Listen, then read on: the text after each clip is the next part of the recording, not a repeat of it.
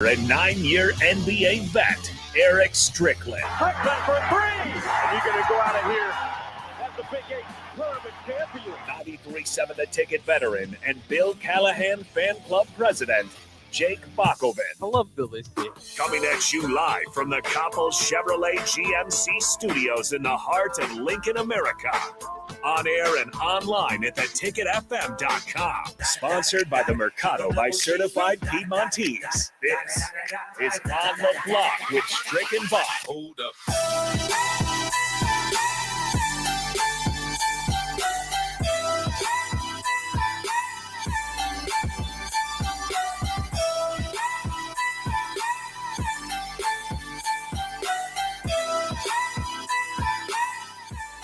Happy Tuesday to everybody out there, and welcome back to The Block. This is On the Block here on 93.7 The Ticket. I'm Jake Bakoven. He is Eric Strickland, the Husker Hall of Famer and longtime NBA vet. And we are on the block, ready to bring you all the latest in the sporting days action, I suppose, with the Nebraska basketball certainly taking up a lot of the airwaves recently. But Strick, how are you doing today?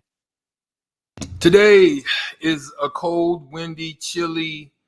It's a great day. I feel good. I'm glad to be on the block today. It's we got some wonderful things to talk about, some wonderful things to discuss. Just glad to be here, and thank you for all the support that our listeners are tapping in here on the block to listen to us. We're going to give you a good show today. Yeah, we got, you can find us on YouTube, stream, Facebook, traditional radio airwaves. Spotify too. Spotify even, yeah, we're all over. We're follow, subscribe, like, all that stuff. We would be greatly appreciated as we're trying to build our following here on the block. And we're glad to have you with us. We have actually a former Husker, Henry T. Buchanan, as well, going to join us at 4:25. So we're looking forward to that. He was at Legends Night, I believe, which didn't end up being a very legendary afternoon as Nebraska got destroyed by Northwestern, and that kind of has led to a very sticky situation here for Nebraska basketball. Much of the discussion that you have in the office and even over the airwaves at this point is kind of what can Nebraska do? Is there anything, to get this thing going, or should they bail on it? That $18.5 million buyout kind of stands in the way of that for the Hoiberg situation. And then, of course, last night on a radio appearance, Hoiberg was kind of berated by a few fans that had just had enough and were frustrated and are kind of asking him to see what, how could he defend his job and give him a reason to be able to come back. Very, very weird times. Have you ever been around a situation where the fans, in a call-in show, I guess it's liable to happen at sometimes, but where the fans have started to seemingly turn on the coach? Well, I mean, it happens. It's some of those things. It's one of those things too, is a coach can lose the support, the buy-in. There's so many things that can happen in those systems, and I think there's a unique difference between the collegiate and the professional game, right? The professional game is more you take on more of a CEO type of role where you're managing a bunch of prima donnas, so to speak, right? You're managing a bunch of egos, and so you have to kind of know which buttons to tap, where to push, where to leave alone, where to kind of take alone, where, you got to just kind of do a lot of managing. And that's why Phil Jackson, is considered one of the best at doing it, because of all the egos he had to manage in order to win and be successful at the highest level. You've got to, the Pat Rileys and the likes of them were so good because they knew how to manage and allow the Magic Johnsons and those alpha male types to be who they are, but then also knew how to talk to them in a way that got them to get the most of what they brought to the table. And so that's what the difference now. I mean, I think coaching has changed some. I mean, it used to be back in the day where, coaches can get on you a little bit, and you weren't as sensitive. You wasn't as Ralph Tresvant. If you don't know, there's a song by Ralph Tresvant called Sensitivity. It wasn't a lot of sensitivity out there like you have nowadays. So you kind of got to learn how to manage that. And there's so many promises probably that have been made, so many things that have been said behind closed doors that if somebody doesn't feel that you're measuring up to that, then you can lose buy-in.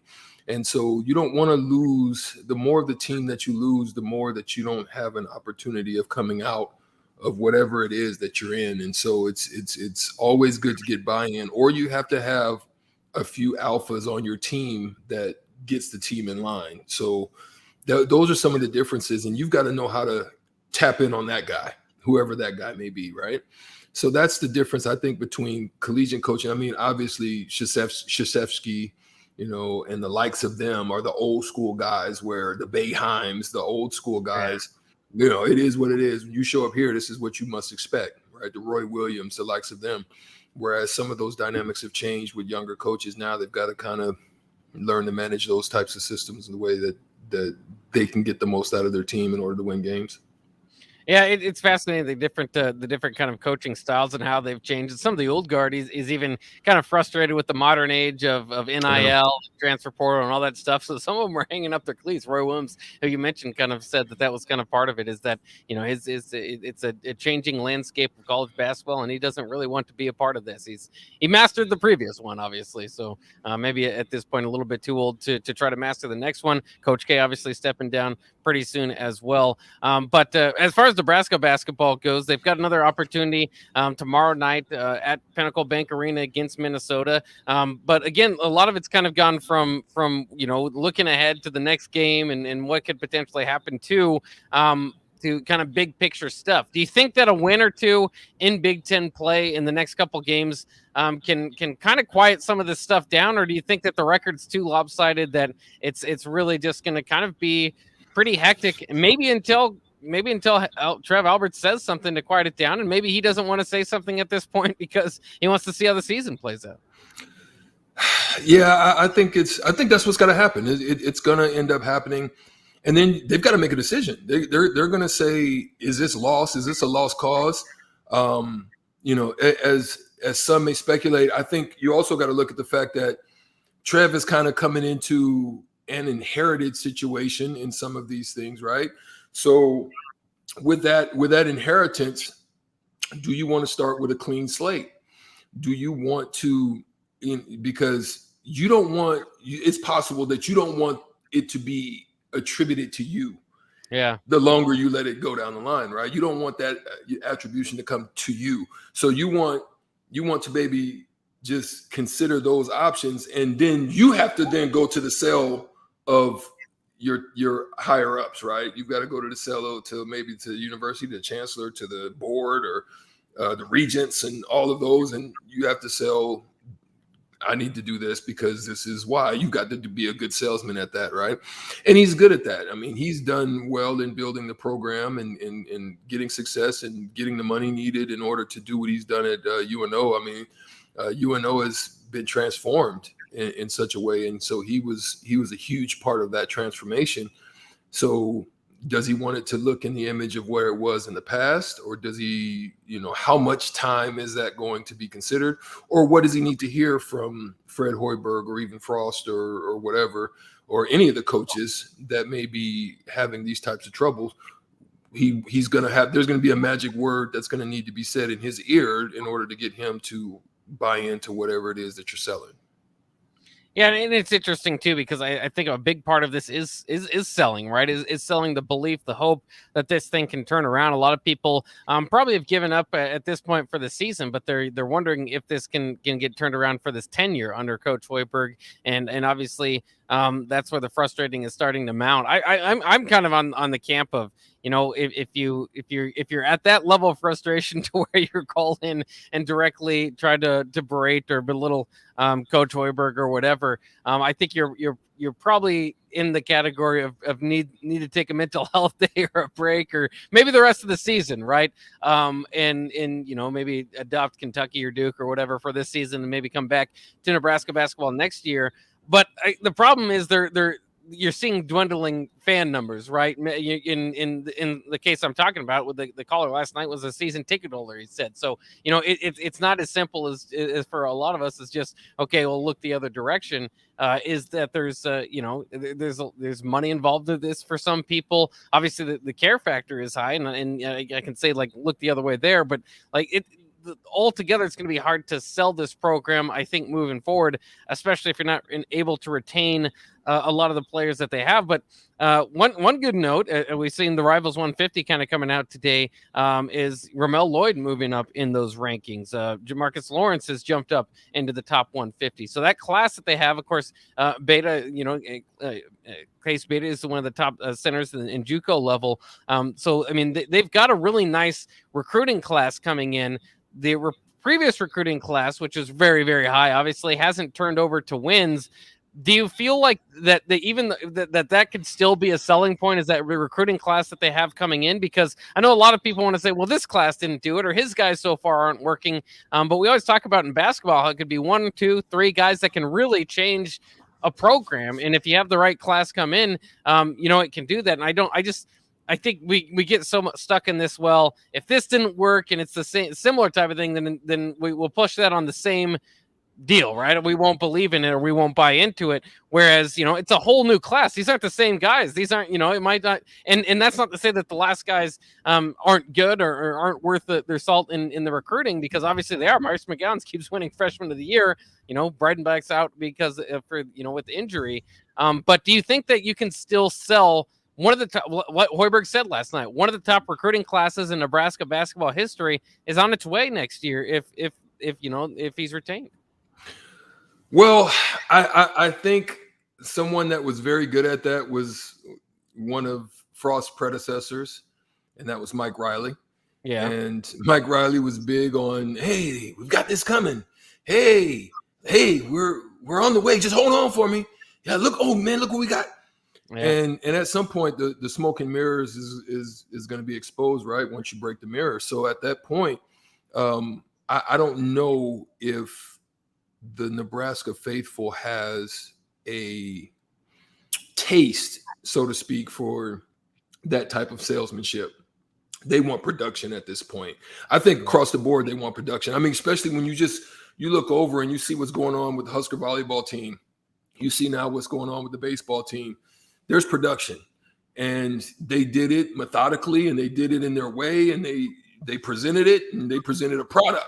At some point, the Husker faithful is tired of hearing it. They want to see some, some tangibles, so to speak. And so I don't know if that would be the case in this specific instance. I think it's something now with the new coaching staff and some of those things that you can kind of say, hey, we're making changes, we're trying to do it. But as far as selling talent and recruitment and where they rank, and there's been high ranked guys that have come through here before, but they haven't seen any of them become like Amon Green or to become like Lawrence Phillips or something like that, right? They haven't seen those types, Stanley Morgans, those types of Rex Burkhead types, that you've seen those types of bell cows, of Tommy Frazier. You haven't seen that yet, and so you've been able to sell it before. Okay, we had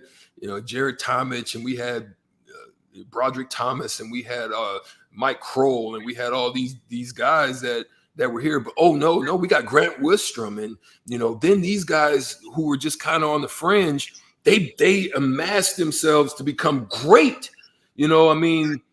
So you're seeing those types of things that have developed when they get here. And you've watched guys grow in the program, and you watch guys that you didn't really know about all of a sudden emerge. You're just not seeing that right now, or as of late, right? So we're they're hoping to get that this year. I'm sure on the football team and the basketball team. I'm still hoping to see something that would give me just a little pause to feel better about what I'm saying right now. People speculate. I'm sure the text line's up there thinking, we have way too much optimism. That is surely not the case with Stricky, and I'm sure you feel the same way. I'm just trying to take an objective view. I'm looking at the big picture of things, kind of understanding the financials and looking at where those things lie. if you got a taste for it, I mean, I know some other programs. I'm here in Florida. I know Florida State would have loved to pull the trigger a couple times, but that money means something to some of those programs, right? I mean, it's not like you've been to bowl games to where you've made up some of those differences. It's not like you've been to the championship series, in Alabama, or somebody can pull the trigger or something. Like they've been to a championship series that made that big money. It's not like we've had that. So we've had to get the buy-in from the ones that love the program, been around the program, support the program, the cities, the states, the different organizations across the. You've got to get them to buy in, and if they're not seeing it, that's tough. That's tough to taste that type of loss. Let's head to the Honda of Lincoln hotline, 424-645-5685, and hear from Dave. Dave, how you doing today? Okay, good. Hey, Bach. Hey, Strickland. Hey, what's up? I got to tell you, I watched Strickland play. Mm-hmm. And those teams they had in Nebraska in the 80s and the 90s were good. Miles' team weren't bad, but look, Bach, if you win 4 games in the conference this year, what does that accomplish? Because Hoiberg's got to try to talk the McGowan's brothers into coming back. Walker, Virgin Webster will be gone. But, if you're going to have a bunch of freshmen next year, Reinbach's basically going to be a freshman next year. Mm-hmm. But, you're going to have 4 freshmen on the floor, maybe 5, and, you're going to win 10, 11 games. I mean, it's the Big Ten. I mean, you don't have Weber and Juwan Howard and Ray King and those guys coming in as, Fab Right. 5 freshmen. It's a whole bigger deal, but, I don't know, if they don't win another conference game, there's going to be a decision on, he's got to bite the bullet on 18.5, but, I'd like to. They really don't have anybody younger to play besides Wilshire, and that's a sad thing. I'd like to see Hoiberg get rid of this transfer thing and JUCO thing because it just doesn't work out. If you got to bite the bullet, go out and get 5 freshmen in the top 150, like Steve Fisher did in Michigan, and go 10 wins next year. Then, have a good season next year, but no, I don't see anything accomplished by winning 4 games this year. It's just, and tomorrow night's game, Minnesota's guard play is absolutely fantastic. The record might not show it, but they're way better guards than Nebraska has. And Bach, thanks for taking my call. Yeah, thanks for calling in, Dave. Yeah, I mean, and I think there is definitely that thought for those of us that are looking for signs of just positive momentum in the program, right? You do want to see a few wins, if for nothing else, just the lack of, no longer being embarrassed not to have any in Big Ten play. I mean, that if they finish with that, that's going to be, obviously historic, and we can go through the numbers, see how many teams have done that in the past. But it is kind of get to the larger picture discussion, like he was saying, how much hope can you put into next year if it's going to be a very young team, or maybe he kind of debated himself there too, where maybe that's what you do. Maybe that's what go from bringing in all these out of the transfer portal and trying to get guys that can win now and build solidly. But I think you're probably at a point with Hoiberg, obviously where they are now with the record stacked up against him. He's got to win next year. I mean, if you do bring him back, I think that there's going to be an expectation that he does sign down the buyout, whatever that might be, to whatever that might be, I should say, with the expectation that, he's bought in, he's understanding that he didn't quite reach the goals that Nebraska's had. But at some point, like that's what you have to think about retaining him. If you retain him, what are the goals for next year? Because it's got to be certainly it almost kind of again goes back to the football discussion of the more you lose and lose and lose year after year after year, it buries you further and further deeper into the point of being okay with 500, of being ecstatic to get back to 500. And that's where I think the football program is that I think 6 wins, 7 wins will definitely get them back. Whereas, when you hired Frost and you said, how about your 5-7 wins? You would have said, no, that's unacceptable. We need more than that. And that's kind of where you are with the basketball program too. As I don't know, it's hard to understand because you have no clue what the roster would look like next year, but it's hard to imagine that the expectation would be a top 10 or a top half of finish in the Big Ten. Yeah, I don't envision that right now, especially with so much uncertainty as to what you do have coming back. You better, yeah, you've got to, or do you even want it to come back at this point, right? Do you just want to sell that we're going to build our foundation on the youth of what we brought in and what we put together, with the recruiting class that we now have? We're going to be young, but here's what our expectation is. And if I don't do this, then I'll take a loss. He's got to figure out a way to sell that to Trev Albers. And I think you kind of sense it with what he said about, I'm going to play. I mean, this is what I said weeks ago. I mean, I'm thinking this weeks ago. I'm like, I'm going with, if my ship is going to go down, I'm going down with something I can sell. I'm going down with the youth of my team and where I'm going to build the foundation. And this is the way we're going to freaking play. And if you don't like it, boom, beat it. I'm building from this core group of guys. And I'm just reminded of just the time when we came in. I mean, we challenged our upperclassmen. I mean, we're like, hey, the Pikes and the Chubbucks and the likes of our upperclassmen, the Tom Best, we challenged them. Jamar Johnson. We were like, oh, we're coming in here. We're going to set a standard too. I mean, this is the way we're going to play as well. And then it became collective. What each of us brought individually became a part of the collective. And the hard nose and the activity and the diving and all of that stuff that I brought to the table, myself, what I mean? It can become contagious amongst the group. And so maybe a Denim Dawson, coming in and what he's doing can lay the new foundation for what's to be next, whether, Coach Holberg is coaching or whether he's not. You've got some pieces that you can sell to the next coach. The next coach can bring a couple of pieces and maybe you got something. It just depends on where that coach is and where he comes from. It's going to be a key point. Yeah, it's going to be fascinating to see how all this stuff plays out. And again, it'll begin tomorrow night against Minnesota. So hopefully Nebraska can get the victory there. We'll talk former with coach. That's right. Coach in Nebraska. Yeah. That'll make it even uglier if the next worst team in the Big Ten with your former an assistant from your former staff comes in and wins. It'll get even more ugly, which is surprising that I could do that at this point. But in any case, let's talk to Henry T. Buchanan, former Husker, who was actually at the Northwestern game, the Legends ceremony there. We'll kind of get his idea of kind of the vibe in the building there and kind of his thoughts overall about Nebraska basketball. That's coming up next year on The Block.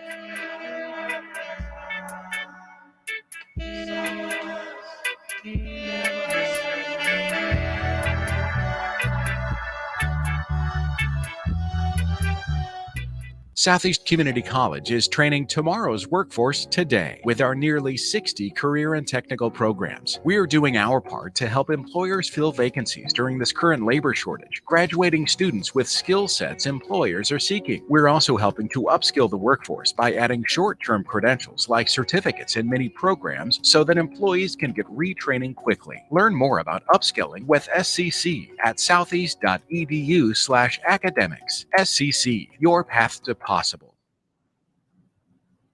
You spend more time in your garage than outdoors in the wintertime. Isn't it time to get it organized? Call Travis at Classic Garage Solutions for his variety of organization packages. Turn your garage from a cluttered mess to a clean, organized space that'll be the envy of the neighborhood and something you can be proud of. You don't need to bring the same clutter from last year into the new year. Travis has storage options for cabinets, monkey bar shelving, or slat wall, and more. Call Classic Garage Solutions today at 402-730-1638. At Buffalo Wings and Rings, they've crafted a new league of superior chicken sandwiches. Meet the Ringers. It's premium, house-made, beer-battered, fried chicken served Buffalo, Korean, or MVP style. Head to Buffalo Wings and Rings Lincoln and raise a glass to superior chicken. 2 locations at 68th and O and at 40th and Old Cheney. Buffalo Wings and Rings.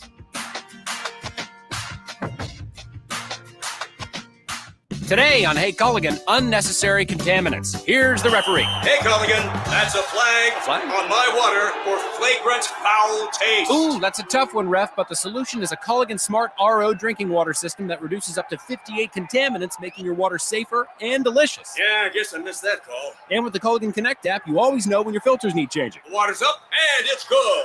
Good call, ref, and we're already on the way. Try a Culligan water softener for just $9.95 per month. Go to CulliganLincoln.com. Parents, if you've been waiting for FDA approval to get your teen vaccinated, the time is now. The FDA has approved the Pfizer-BioNTech vaccine for use in preventing COVID-19.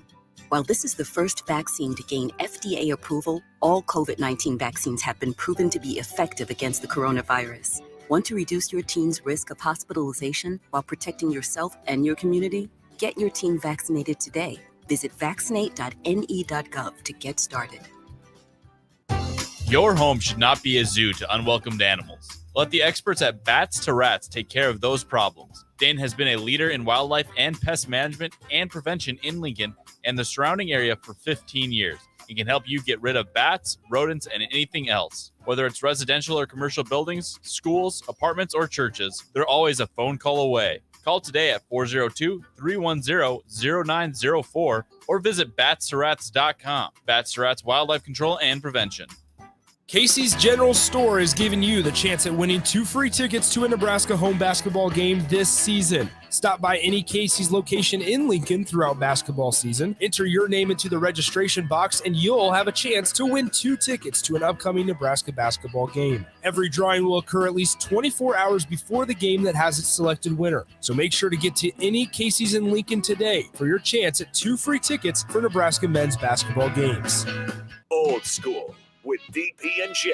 I learned this about the difference between the college game and the NFL. Every play is designed offensively and defensively for one guy to make a mistake, whether it's being out of your gap, forgetting the blitz, forgetting a check on offense, forgetting the snap count. In college, it might be explosive play, 15 yards, whatever you deem as explosive play. The pros, all of them are house. All of them are. The guy will hit his head on the goalpost. 93.7 The Ticket and theticketfm.com.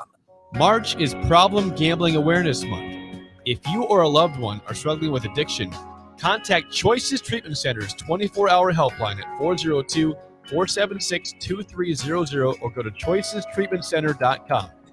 93.7 The Ticket. Fox KFXL weather. Sponsored by Security First Bank. A relationship you can count on. Your NTV First Alert weather forecast tonight. Partly cloudy and mild. Mostly sunny, a little cooler on Wednesday. Highs around 54. I'm NTV Chief Forecaster Kent Boughton for 93.7 The Ticket and theticketfm.com. Back to On the Block with Strick and Bach on 93.7 The Ticket and theticketfm.com.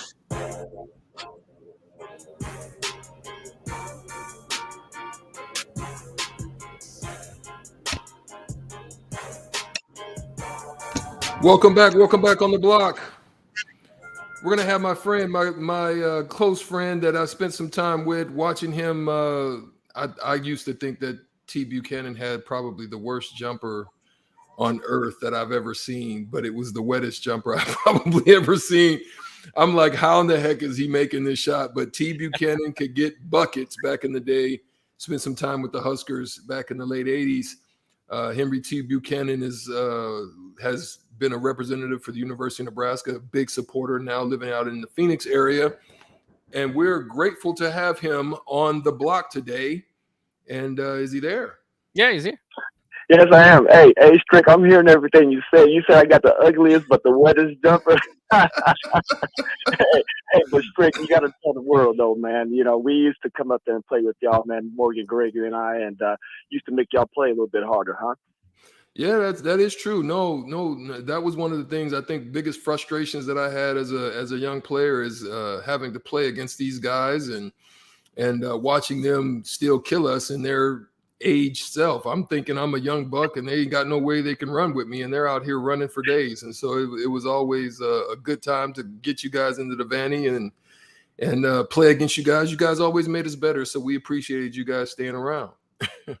Oh, absolutely, absolutely. Hey, but before we get started, man, I got some pressure on me. One of my good friends, man, Jennifer Dugdale, we call her JJ, man. She's listening to us. She texted me and said she heard that I was coming on, and she said I got to talk loud and make sure she can hear me and understand, man. So let's get it on.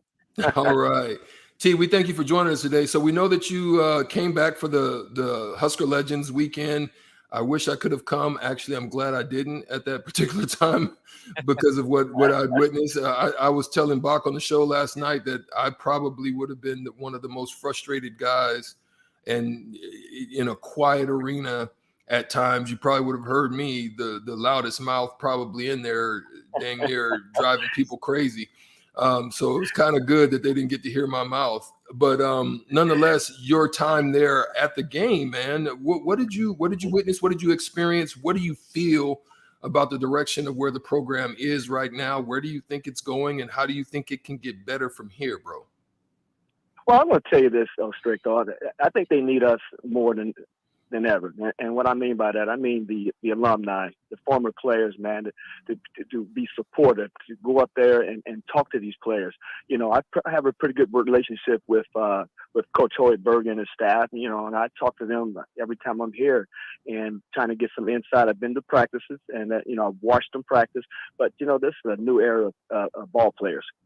You know, you got that transfer portal going on. You have the NIL going on, and you know, these kids are getting everything. Look at the facility. I did a show earlier with ESPN with Bill Hooks earlier, and I told him, man, I'm going to call Neil Hawks and say, man, why'd you do it? You know, and I'm not going to put everything on the players, but as far as yourself, man, we came back and made you all better. So why aren't we doing that now with these players? You know, we don't have to be up there playing with these kids. We can be up there speaking some knowledge, teaching them what we know. Because right now, I mean, with the AAU they got going on, you know, you got COVID, you got a lot of things going on. And this new era of basketball is just different than when we were brought up and when we were playing in the 80s and 90s. You know, we had a different coach. You know, we had different style. But the bottom line is the coaches are not teaching these players to go out there and make bad decisions. They're not teaching them to take bad shots. They're not teaching them not to block out. They're not being taught that. They're practicing to do it. But for some reason, there's a disconnect when it's game time. And these kids right now, they haven't experienced the wins in the Big Ten. Big Ten is tough. But at the same token, we have talent. I went up to practice at the beginning of the season, and these kids were shooting lights out, getting up and down the court. You know, you got the 5-star. You know, I saw these guys just balling. I said, man, I was pretty excited about the season. But for some reason, it has not transferred to the game. And you know, there's pickup ball, there's practice, but then it's also game. And I talked to Walker just the other day, I think it's Friday night, and I said, Walker, man, there's no way that a game should be harder than practice. And you know how you practiced, and you know how we practiced, you know, and we gave it at each other. We played hard. I said, why aren't we making each other accountable as a player? Now, don't get me wrong, the coaches need to do their job too, but why aren't the players making themselves accountable? I even asked Walker, I said, have y'all had any players meeting? He said, yes. I said, did somebody hit somebody in the mouth? I mean, something needs to change, and sometimes it starts with the player. You know, the coaches, you know, they can make them accountable, put them on the bench, but that's not going to help it from the standpoint that they got to look within each other and say, man, we got to make it happen. You know, because you're out there on that court, man, and you know stuff, man. You out there trying to get it done. The coaches are not shooting for you. They're not dribbling. They're not playing defense for you, man. So sometimes, and I'm like I said, I'm not going to put it all on the players, man, but I'd like to see a little bit more effort out of it. T, you know, you make a valiant point, and before Bach asks you one of his in-depth questions that he likes to ask, I'm gonna ask my little basic questions.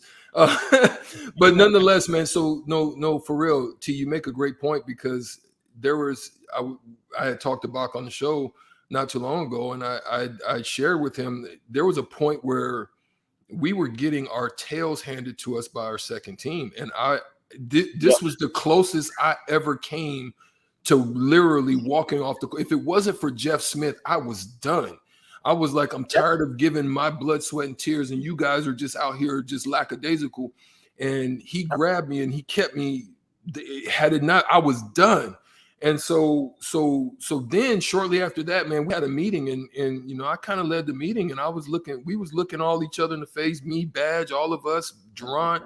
Yep. We looked each other in the face, and at that point, man, we made a discussion that, look, if I got beef with you, we need to hash it out right here. If we got a box right now, because once we leave this room, ain't no more conversations going to be going on about these, anything regarding the court.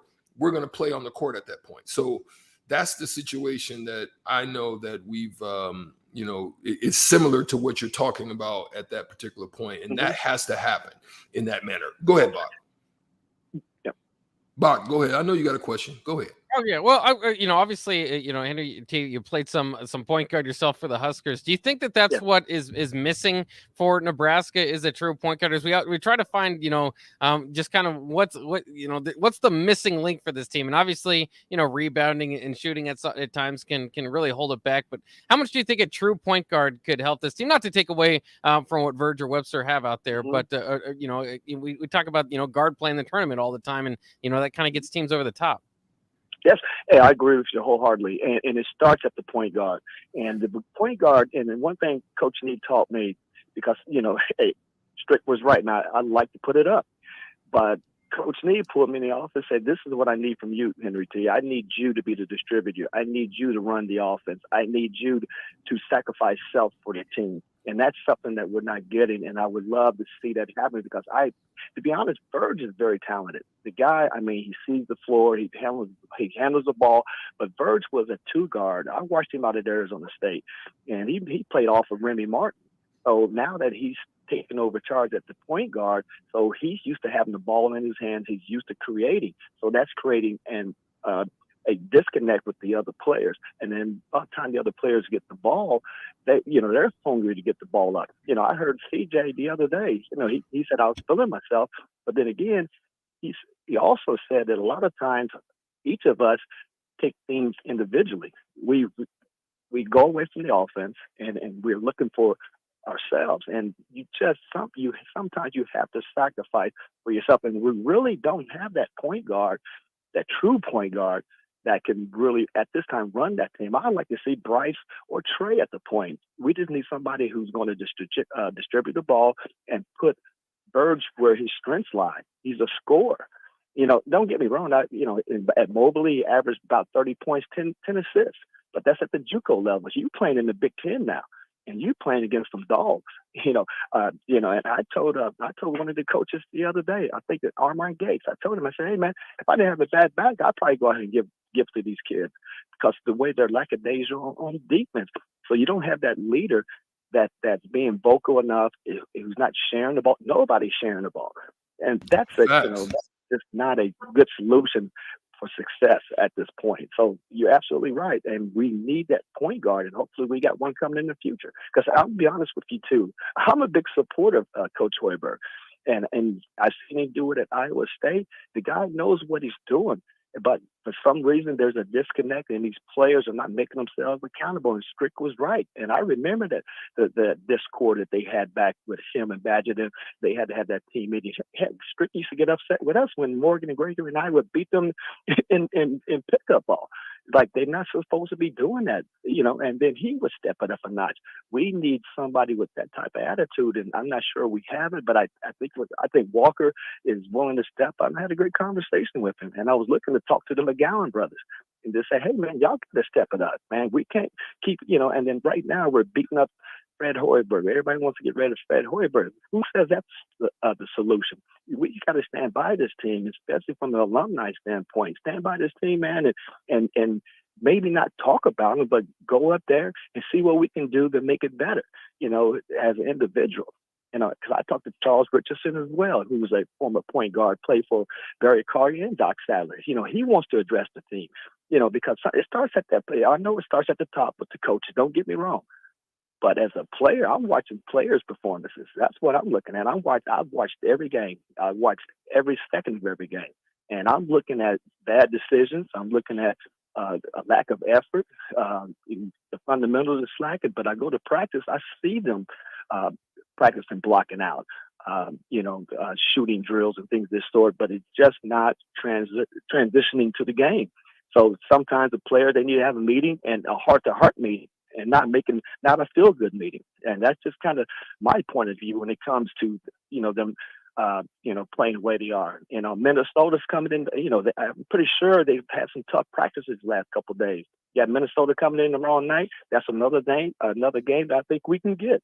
But we just got to see what happens, man. But they get that win, man, it might change these last 8 games.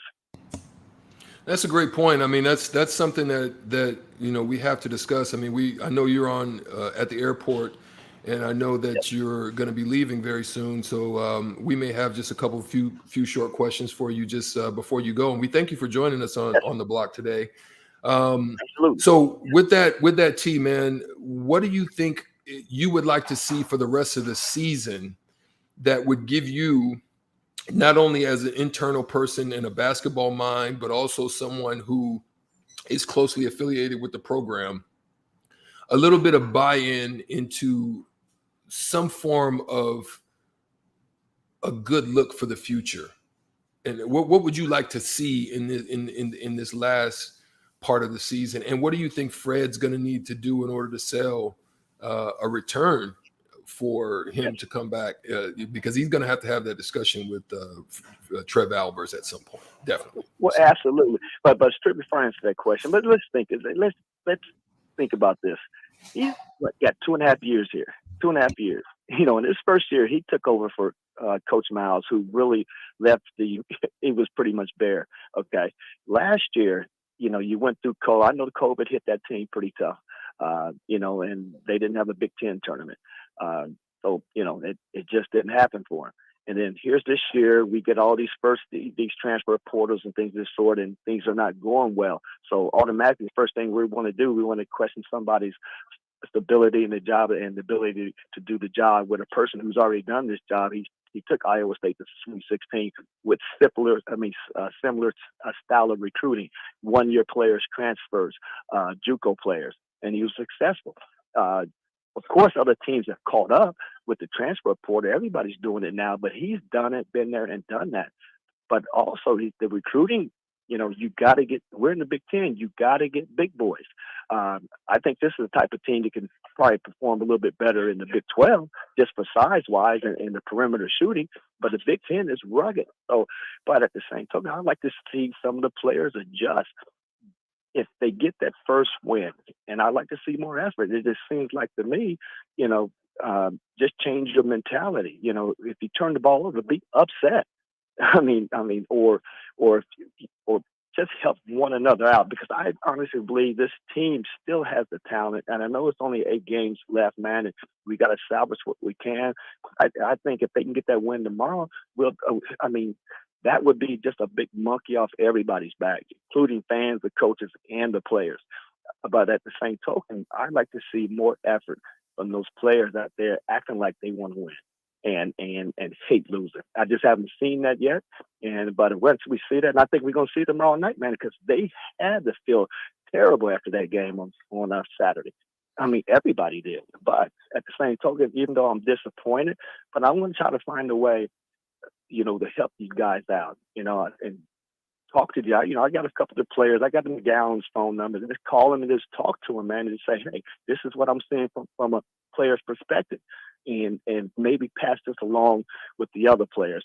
But they got to taste that success, man. And we've got to get that tomorrow night, man. And I think we'll see a new team for the last 7 games. It's really cool to kind of think about being more supportive as the things are kind of falling down around them. Was that the feel that you've got from kind of the other alumni at Alumni Weekend, or was there just kind of mixed feelings, I suppose? Well, it was more to what I'm talking about. I talked to Charles Richardson after the game, and he's talked to Doc, and he wants to address the team.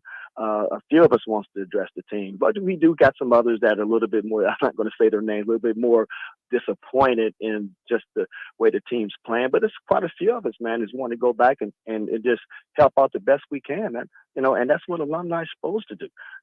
That's what we supposed. We need it. We can't join the bandwagon. You got to support a team when they're down and when they're up. Don't wait if he stays around the next couple of years, which I hope he does. And all of a sudden, he's taking us to the tournament, and everybody wants to say he's the best coach ever. No, we got to support this team now and support them when they're getting better, man. And we just got to be careful, man, because it's going to repeat itself. You know, everybody we're going to try to bring in here is going to be the same type of mentality. If we're not winning early, man, get him out of here. And first of all, we can't afford that as university. At least I don't know what the money looks like, but I know they have it. But we just can't continue. The first thing we want to do, let's take people's heads, you know, take people's livelihood away from them, which, you know, he's only been here 2.5 years.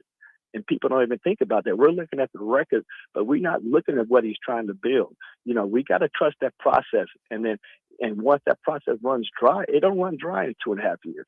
You know, so let's give Coach Hoiberg a couple more years in that coaching staff. You got Doc Sadler there, who comes from the Henry Iva, Eddie Sutton's regime.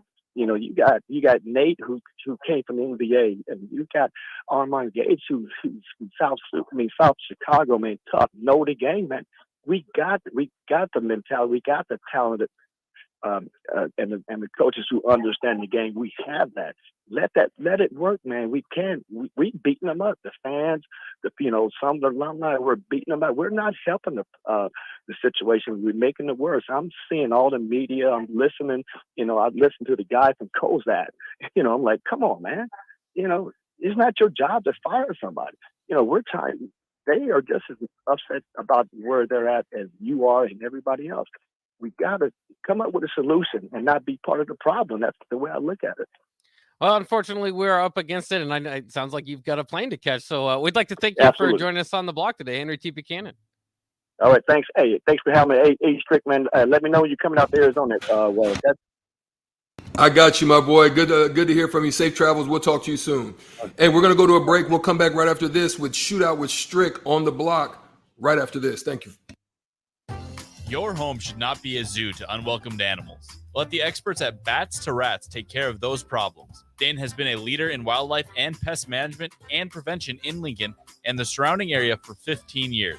He can help you get rid of bats, rodents, and anything else. Whether it's residential or commercial buildings, schools, apartments, or churches, they're always a phone call away. Call today at 402-310-0904 or visit batstoRats.com. Bats to Rats Wildlife Control and Prevention. You need a place to watch the big game, but you don't want to host at your place, and you don't know what friend's house to invite yourself over to. Join 93.7 The Ticket at Buffalo Wings and Rings at 68th and O for Bengals Rams and enjoy great food and drink, plus the chance to win great prizes.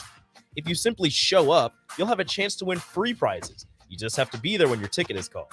What's better than great food, drinks, and prizes? Hang with us for the big game on Sunday, February 13th at Buffalo Wings and Rings, 68th and O. You hear that? That's the sound of extremely tender and delicious beef from certified Piedmontese. Prime grade tenderness with a fraction of the fat and calories of normal beef. It's Nebraska-raised product and the official beef of Nebraska Athletics. Change the way you buy beef today at the Mercado by Certified Piedmontese, just north of 84th and Havelock, or at cpmercado.com. March is Problem Gambling Awareness Month. If you or a loved one are struggling with addiction, contact Choices Treatment Center's 24-hour helpline at 402-476-2300 or go to choicestreatmentcenter.com. Now what do? Football is over. The weather's crappy. Man, I tell you what, it's a perfect time to go car shopping.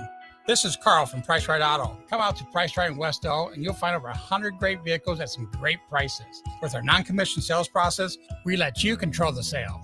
We won't let you get a lemon since we back every one of our vehicles with our Peace of Mind 3-month warranty. If you want a hassle-free car buying experience, check out our website, PriceRightAuto.com. Come see a great selection of affordable used cars on West Elk Street at Price Right Auto. You want to feel important. You want to be a part of something bigger, something that matters and can help change things. You want to feel like you belong. We know. We felt that way too. And that's why we did something about it. We aren't just Army National Guard soldiers. We are normal people just like you. And together, we can make a difference. Take on your legacy. Visit NationalGuard.com to find out more.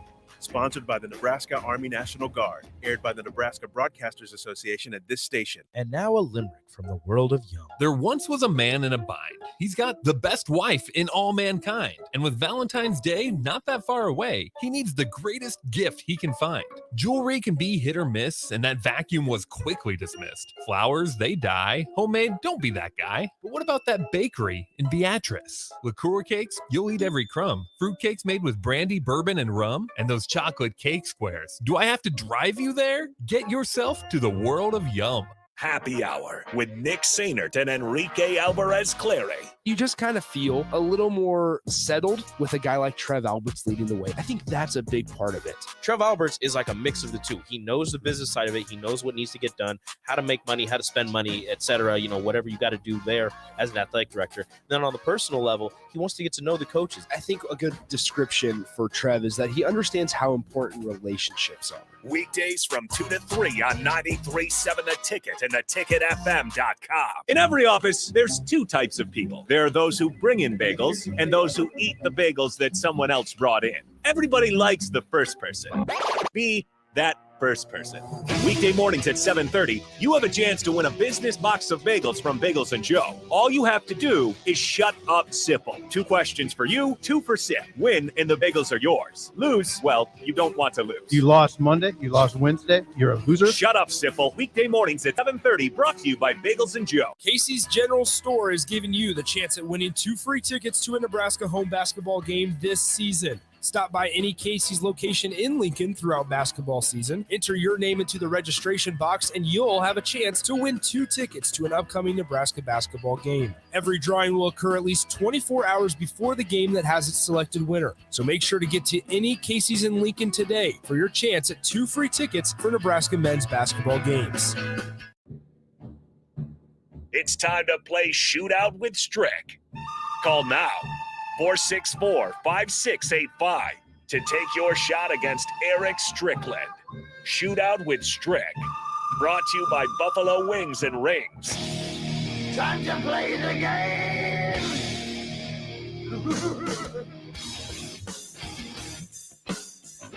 Give us a call right now, 402-464-5685 for your chance to win $15 to Buffalo Wings and Rings. All you have to do is beat Eric Strickland in a game show, a shootout.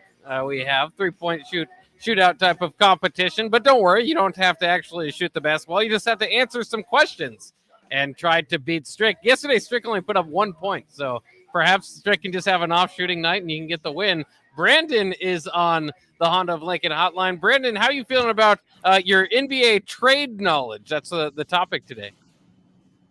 Not very good. I don't follow the NBA one lick. Well, that's okay because all you have to do is say either or, so it won't be too bad for you. But we'll get Strick's. Hey, wait, hold on. He'll be surprised that I don't follow it as much as most people would think I do too. Yeah, and that's being honest. Only because I'm doing this. I don't even really watch the games as much because I can't stand the way they play sometimes. But I watch it because I'm part of it. But my gosh, he's my kind of guy. We're going to be all right today. We got the same thing. I don't watch it either. The problem with the NBA that I have is you have these grown men who are supposed to be out there as role models. I understand you played in the league back in the day, but you have people that stand there, and when they don't get a call to go their way, they stand there with their hands up, jawing at the ref, and you wonder why that stuff happens in high school and college level athletes. They see it happen in the league, and they repeat the same thing over. My man, you understand how I feel too. All right, so let's go ahead and take this L today. I'm going to guess a little bit better than you. Let's go. All right, we'll take Brandon. You'll be second. First, we'll get Strick's number up there. See if we can get more than 1 point today, and then we'll see if Brandon can beat him. Are you ready, Strick? Let's get it.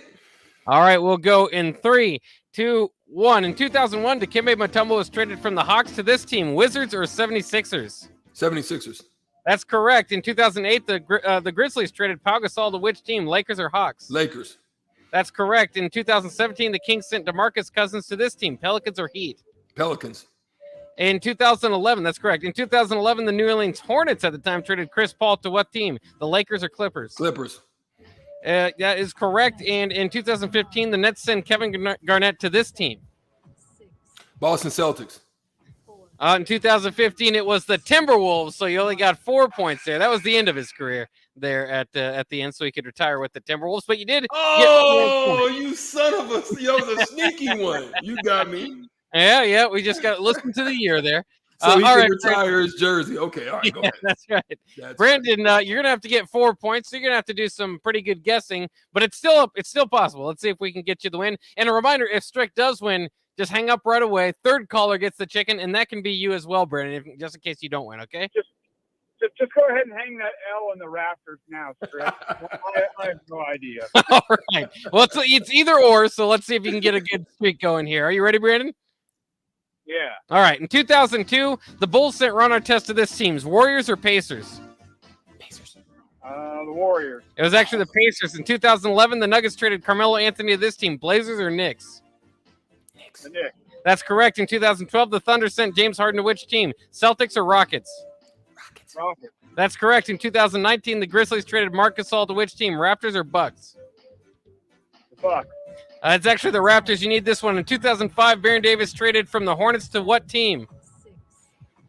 Just guess an NBA team. The Rockets.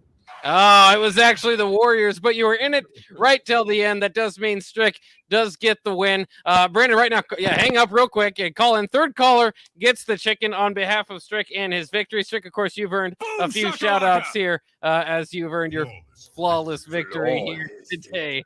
Very good, though. How about this one? This was going to be the bonus question. We have people lighten up. People want chicken. That's good. You've earned somebody chicken, Strick. In 2011, the Clippers would trade Baron Davis and a first-round draft pick to the Cleveland Cavaliers. The Cavaliers would use that 2011 Clippers pick to select what player? LeBron James. It was actually Kyrie Irving. That's how they got Kyrie Irving. Baron away.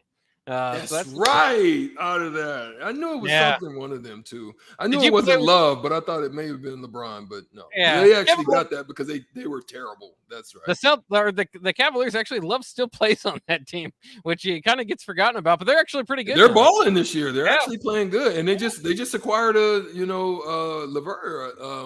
What's his name? Levert. Yeah, I think they did. Yeah, they did get Karis LeVert. Karis LeVert. Yeah. LeVert. Yeah, Rubio away, who was hurt. So, yeah. That's a good find for them. Or second in the East or third in the East, something like that. So they're actually pretty good. We will have to take a quick break. When we come back around the corner, we've got plenty more for you in the 5 o'clock hour. Talk a little bit of NBA because there's a few trades today involving Domantas Sabonis, CJ McCollum, some interesting stuff. Tyrese Halliburton in there as well. We'll bring all that back to you, as well as Tom Brady. He just retired, and he's now teasing that he says that if he'll ever come back, he says never say never. So it's always interesting. We'll talk about all that stuff and more coming back on The Block.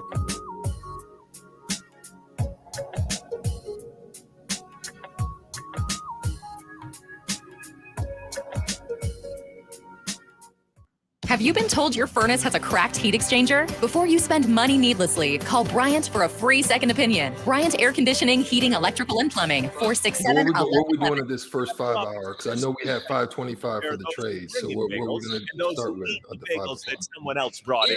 Everybody likes the first Tom Brady said that he was happy with this decision. Weekday mornings at 7:30. You have a chance to win a business box of bagels from Bagels and Joe. All you have to do is shut up, Simple. 2 questions for you, 2 for Sip. Win, and the bagels are yours. Lose, well, you don't want to lose. You lost Monday, you lost Wednesday, you're a loser. Shut up, Simple. You mean they're selling only 30,000? Tune into the Teammates Mentoring Hour each Wednesday from 6 to 7 p.m. on 93.7 The Ticket. Hear stories from the program's Tom and Nancy Osborne and how it's changed mentors and mentees' lives and how you can be involved. The Teammates Mentoring Hour, Wednesday nights from 6 to 7 o'clock on 93.7 The Ticket and The Ticket FM. Okay. With Nick Saban and Enrique Alvarez. Let's start that at 5. A little more settled with a guy like Trev Alberts. I think that's a big part of it. Trev Alberts is like a mix of the two. He knows the business side of it. He knows what needs to get done, how to make money, how to spend money, etc. Whatever you got to do there as an athletic director. And then on the personal level, he wants to get to know the coaches. I think a good description for Trev is that he understands how important the relationship. Yeah. Weekdays from 2 to 3 on 93.7 the trades. and the TicketFM.com. You do the 5, I'll take on the trades, and then we'll do hit Football is over. The weather's crappy. Okay, bro. Man, I tell you what, it's a perfect time to go car shopping. This is Carl from Price Right Auto. Come out to Price Right in West Elk and you'll find over 100 great vehicles at some great prices. With our non-commissioned sales process, we let you control the sale. We won't let you get a lemon since we back every one of our vehicles with our Peace of Mind 3-month warranty. If you want a hassle-free car buying experience, check out our website, PriceRightAuto.com. Come see a great selection of affordable used cars on West O Street at Price Right Auto. You need a place to watch the big game, but you don't want to host at your place, and you don't know what friend's house to invite yourself over to. Join 93.7 The Ticket at Buffalo Wings and Rings at 68th and O for Bengals Rams, and enjoy great food and drink, plus the chance to win great prizes. If you simply show up, you'll have a chance to win free prizes. You just have to be there when your ticket is called. What's better than great food, drinks, and prizes? Hang with us for the big game on Sunday, February 13th at Buffalo Wings and Rings, 68th and O. You hear that? That's the sound of extremely tender and delicious beef from certified Piedmontese. Prime grade tenderness with a fraction of the fat and calories of normal beef. It's Nebraska-raised product and the official beef from Nebraska Athletics. Change the way you buy beef today at the Mercado by Certified Piedmontese, just north of 84th and Havelock, or at cpmercado.com. You want to feel important. You want to be a part of something bigger, something that matters and can help change things. You want to feel like you belong. We know. We felt that way too. And that's why we did something about it. We aren't just Army National Guard soldiers. We are normal people just like you. And together, we can make a difference. Take on your legacy. Visit NationalGuard.com to find out more. Sponsored by the Nebraska Army National Guard. Aired by the Nebraska Broadcasters Association at this station. This is Lincoln's home for sports talk on the FM dial. Also online at theticketfm.com. On the internet. KNTK FM Firth, 93.7 The Ticket. This is On the Block with Strick and Bach. Nebraska Basketball Hall of Famer and 9-year NBA vet, Eric Strickland. Strickland for three! And you're going to go out of here as the Big 8 tournament champion. 93.7 The Ticket veteran and Ortega connoisseur, Jake Bakoven. I like Ortega, and I like pepper. Coming at you live from the Coppel Chevrolet GMC studios in the heart of Lincoln, America. On air and online at theticketfm.com. Sponsored by the Mercado by Certified Piedmontese. This is On the Block with Strick and Bach. Hold up.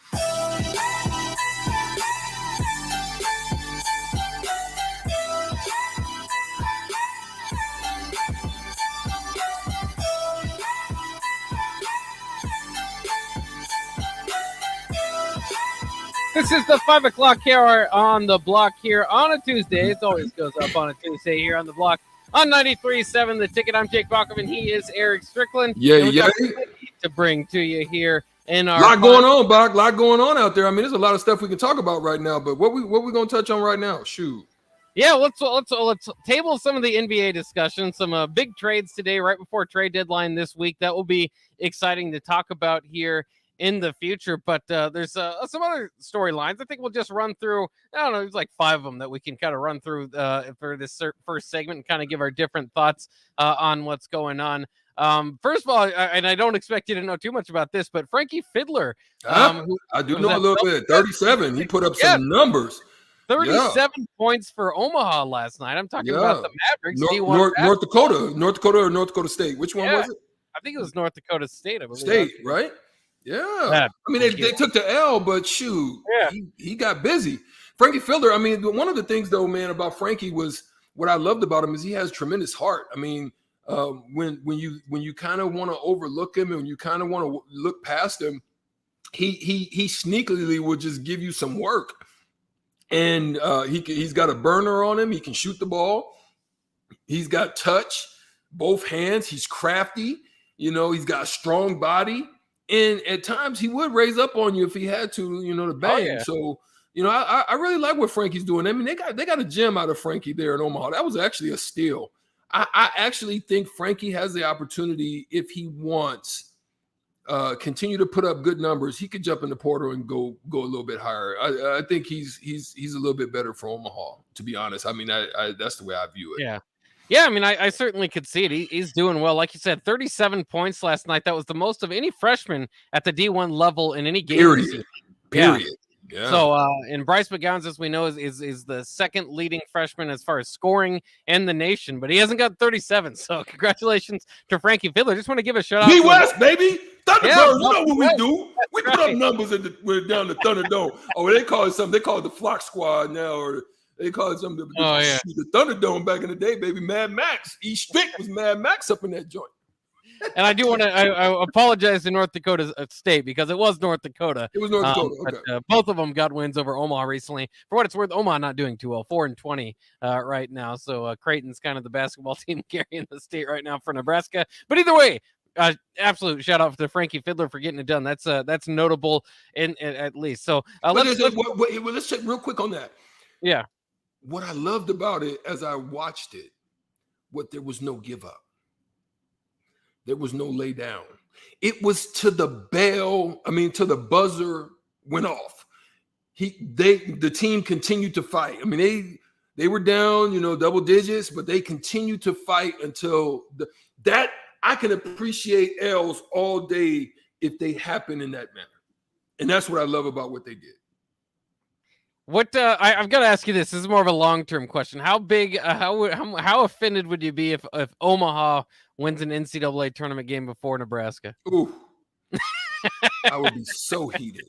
Ooh, yeah, that's a little bit away. They're 4-20, like I said too. But I think they almost qualified a few years ago, and I'll be cheering for them to get there. Like again, right now it's probably not happening this year, but I love I don't want to say this about Creighton, but I love the state of Nebraska and the kind of the culture of basketball raising up. That's what I love them jumping. People could feel some sort of way about Trev Alberts cutting this program or that program. I'm a basketball guy, so I thought it was awesome getting them up to D1. Obviously, Creighton moving to the Big East over from the Missouri Valley. I think the basketball in the state is awesome for Nebraska to have 3 D1 teams, and hopefully one of them can push through in the end. And hopefully it's the Huskers, obviously, more than anything.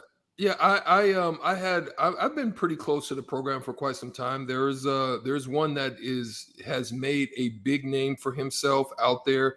I remember Tony Stubblefield, who is now coaching at DePaul, long time Oregon, worked a long time with Altman. Back when you could do things like this, he was down at Texas Arlington, and I was still playing with the Mavericks. So people don't understand.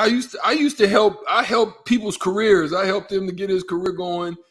He would bring players by my house, and he would bring them to the games, and I'd get them tickets. And that's when you can kind of do stuff like that. I'd get them tickets, and they bring them to the game, and get them backstage passes so that they can come. But it helped him to secure some players down there for him, and he became a great one in the recruiting game of doing that. Now he's a head coach at DePaul. Kudos to Tony Stubblefield, UNO Maverick. And so I watched the program from even back then, and to watch what Trev has done and getting them dorms and just the facilities that have been upgraded tremendously has been good. They've had some pretty good players that have come through there and transition on, and so hopefully they'll be able to get the program back in order. Yeah, we'll see. I think Frankie Fiddler, like you said, might have some other opportunities after kind of opening the nation's eyes there last night, but maybe he'll stick through and help them push through in the end and get Omaha over the top. We'll see. He's got plenty of years to do it. Like we said, he's just a freshman. Some other headlines maybe to talk about today. I did want to talk about the transfer portal altogether because a few different notes in college football about the transfer portal. Lincoln Riley was on the Herd today and talking about a few players. I think they took 3 total from Oklahoma, of course, including Caleb Williams, the prize headliner for the transfer portal so far this year, and probably will be. Lincoln Riley said, "We didn't take those players from Oklahoma. We took them from the transfer portal." Would you agree with that, or do you think that that's some good coach speak right there? Great coach speak. Yeah. I mean, there's no greater answer than what he just did. Hey, what did I do? I just went in the portal just like every other coach and did what I'm supposed to, go in there and grab them. I also like that they could have did that way earlier and it would have looked way worse, right? The wait allowed the transfer portal to take its course. Yeah. And then all of a sudden you go in and grab them so it don't look like, what the optics could have looked like in that particular situation. So now I'm kind of understanding the way that solidified his answer to that question. I mean, what did I do? I just left and went and took an opportunity that was presented to me. A great one, by the way. Who wouldn't have taken that opportunity? I'm just saying, but at the end of the day, kids, that's their right. They get in the transfer portal and do what they want to do. Let me just say this though. How heated I was, you got a little inside scoop on how Stricky's mind was thinking at one point. I'm telling you, I was done. And if I would have had a transfer portal, I might have jumped in that thing. Really? Because back then it was so difficult to transfer because you would have had to sit out and wait and maybe lose a year and all kinds of stuff like that. Right. But if the transfer portal, how heated I was at that period of time, they might not have been able to say nothing to me. I might have just jumped in the portal and did when we say portal, I think about Stargate. I think about, like going to another, like flying some. So I might have did that. I might have did a transfer somewhere in the portal. Well, I think that's part of the larger discussion, right? Is that like it builds character to have to sit through something that you don't like, and to grow into an adult, you're gonna have to learn that there's gonna be, not everything's gonna go your way, and if you and hopefully part of the ideal is supposed to be, if you sit through it, fight through it, it can pay off in the end, and obviously for you, it paid off in the end. But I do think that if the transfer portal were there, and that's not to say, I don't know if it doesn't necessarily have to be college athletics job to teach you that specific lesson, I suppose. Like, there's different ways you can kind of learn that. So I'm not saying it's better or worse, but you do wonder. I just wish there was a peek into the lens of history, I suppose, of what it would look like if this transfer portal and this one-time exception where you can transfer anywhere for a year, how that would have changed college sports and just how we see it, and how many of guys that we think of just, because it is college. Unlike professional sports, you usually think of a guy, okay, we played on this team and that team, and I remember him in that jersey. But college sports is usually just the one jersey you think of. How many different guys would have hit the portal? Yeah, no, it's interesting. I look back at it. I even look back at it in on the football team from back there. I know there were some guys that I was close to that had some frustrations and whatnot. But like you said, it built character. And that was the one thing that I always loved about Coach Osborne. I mean, he was one of those guys that when he sat down or he talked to you, you were drawn into it. It's like he was so subtle and just he was a smooth criminal. It's so like Michael Jackson. He was a smooth criminal because like I would just be walking to the training table or whatever. He might pass by me sometimes. He'd be like, "Hey, Strick, how you doing? When you coming?"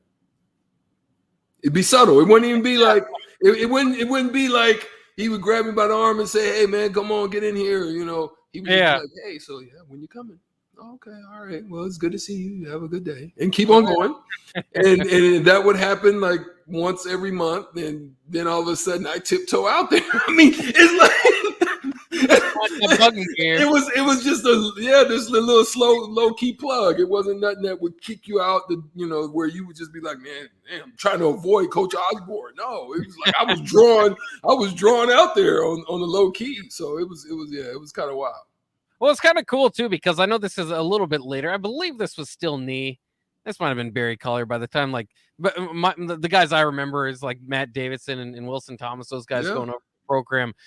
What was there like a mutual respect between Danny Nee and Tom Osborne? But they like a player like you said, Coach Nee at some point had to say, we need you for the basketball court to stay healthy. They didn't have that. They probably had to have a sit down at some point and say, I appreciate, I know that Strick could play, but you got a championship program here. I'm trying to build something, T.O. Come on. That it is my understanding that those conversations did happen. Coming in, that was one of the things that they were trying to iron out how that could work. But there's so much overlap with football and basketball that it's so difficult, right? Because by the time at that time the Big Eight, you get into that, and then you maybe get into a bowl which they were getting into bowls. By the time all of that, then you're right in the Big 8. So like you miss the core. So it just really wasn't working. And then baseball was thrown into that mix. So it really wasn't working at that point, right? But I did have some freedoms to make those decisions, and it did come down to it. I had some extensive conversations with my dad, and I just knew that it wouldn't work. I was already wore out coming back to school in the spring. I mean, after baseball season coming back, I dang near went into probation because I was just so mentally tired that I was like, I'm not going to class, you know. And then I realized that, okay, I said, oh shoot, if my grades drop, which they are, I'm about to be on probation, I need to get in there and get it cracking. I need to start stepping up because they're checking my class. When this winter time comes, I don't want nobody. So, man, I started hitting it. I hit the grades. I became an academic all Big 8. And so at that point, I'm like, oh, they're not checking my class. My grades is good. So I could take a day off. I'm like, cool. I ain't going to class today. And I made sure my grades was in order. But that was one of the things that kind of really helped me to step my grades up, is because I'm like, I don't want them standing at the door every freaking day I'm coming to class. How about checking on O Street? Did they ever have the sneaky? Was I don't know if it was the head coach's job or just one of the assistants to go and make sure that the bars were not filled at maybe at least the 1 o'clock hours with Husker basketball players? We really didn't have that. I mean, Coach gave us respect for that level to make sure that as long as we did our job, we can do our thing. And I think that as a whole, let me say to speak, I think we managed that pretty good as a whole. There was sparses of, people kind of not being able to take care of that. But as a collective, for the most part, we were able to handle that. Respectful. And I think we all in a way kind of held each other accountable. And I thought that was pretty cool. If we made sure we was good, we made sure we got back. If, somebody was a little extra, we made sure we got the ones that wasn't, got them to where they needed to be. So we kind of took onus of that. Let me ask you this, because we're kind of going through the different things that coaches have to do off the field. Which one of your teammates from back in the day at Nebraska do you think would be the most problematic with social media if it were a thing at when you guys played? Was there somebody that you would think would just be too loud on social media? Or I would think it would probably be either Mikey Moore or or Jamar Johnson. Well, Jamar was kind of a sneak. Yeah, so no, I would say probably Mikey Moore. It'd probably be Mikey Moore. He's just a vocal guy. Yeah, it wouldn't have been Teron. It wouldn't have been, I think it might have been probably Mikey, maybe Badge. But shoot, I don't know. I was kind of a sneaky link too. I was, we had to, but look, we had some ways of doing creep moves though. This is how we did our creep moves, because I had, like I was saying, I had money, so I had bought my own car. I had like a Mazda 626 with some nice little rims, and it's from the baseball, right? Yeah, from baseball. So I and all of us pretty much had a car. We had transportation. So me and Badge were roommates. We had a 3-bedroom, so it was just 2 of us. So we really had a nice size room. So if I wanted to sneak somewhere, I'd be like, Badge, I'm gonna drive your car, you drive mine. So I go here, I see my car. We would do that, man. We would switch cars up, man, and then just do our little creep moves. That was kind of the way we snuck around. I like that. That's some high level thinking there to get away with some stuff. I like it. Yo, man, if you have a question, if there's somebody want to have a question and kind of get a little inside scoop on the block, call us right now on the Honda Lincoln hotline at 402-464-5685. Stricky want to talk to you. Right now I'm an open book. You better you got to catch me while I'm an open book, because when I close the book, you don't get the inside scoop on the block. That's right. Don't let me just keep asking my questions. Give us a call, 402-464-5685. If you got any questions for Strick about his playing days or even now. There's plenty of stuff. We should do days.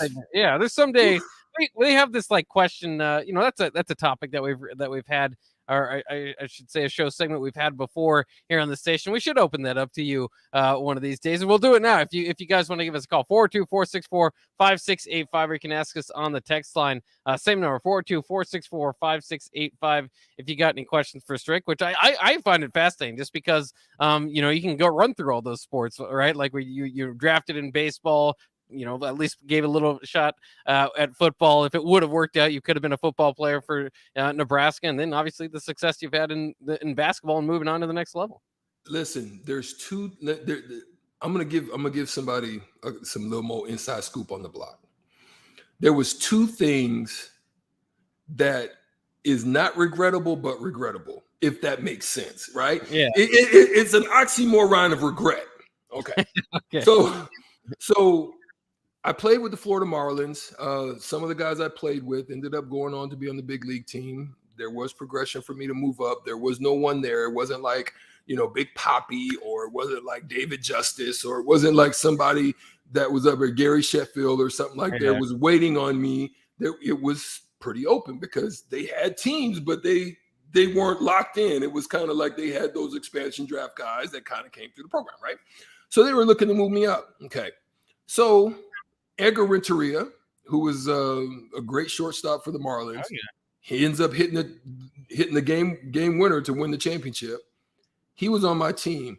I'm like, dang, what if I would have stayed and played right field? Would I have gotten a championship ring with the Marlins? Good. You say, right? So then I come out just before the spring for those practices with the Nebraska team, and things were okay, looking well. There was a fight by the linebacker crew, Tony Samuels and Coach Brown, as to which one's going to get the services of Strick. Is it going to be on the linebacker side? Is it going to be on the offensive side?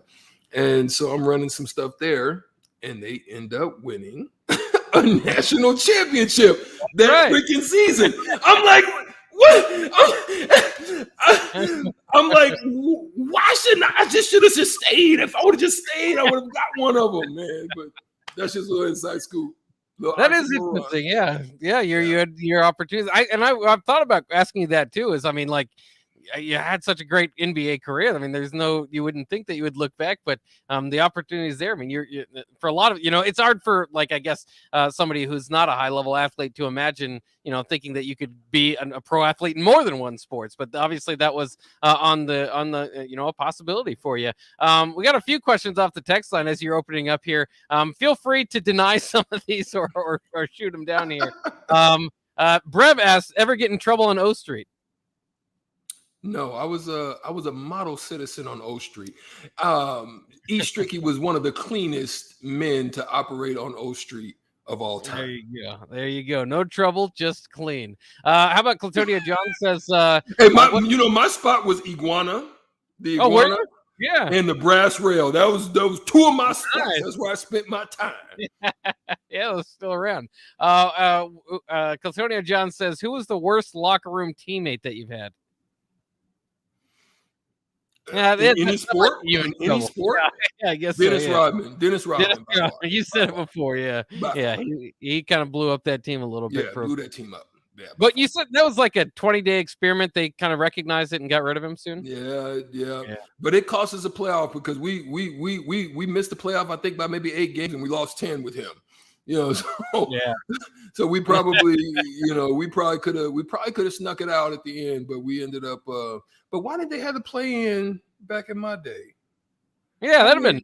That would have been dope, man. Let us in the play-in, baby. We would have made some noise back then. Yeah, who knows? Let's see. Okay, Josh says, what do you miss about 90s Lincoln, Nebraska that's gone? Is there anything that's changed about Lincoln that you go, I liked that part? Maybe even the Devaney. I don't know. Do they still have Amigos like right over there off the, off O Street, just kind of behind, heading back towards the campus? Is that Amigos still there? I think they just moved that a couple years ago. That was the spot. After you done had just a few of them, and you went over to Amigos, and you might have seen a fine honey walking through there, and that was Amigos. That thing hit different. That hit different right with a few brews in you. Oh man, 90s Amigos was way cooler than one. Oh yeah. Oh, it was a spot. Denton Dano says, "What was your favorite pro baseball teammate?" One of my buddies, Eddie Christian. Eddie Christian out of California.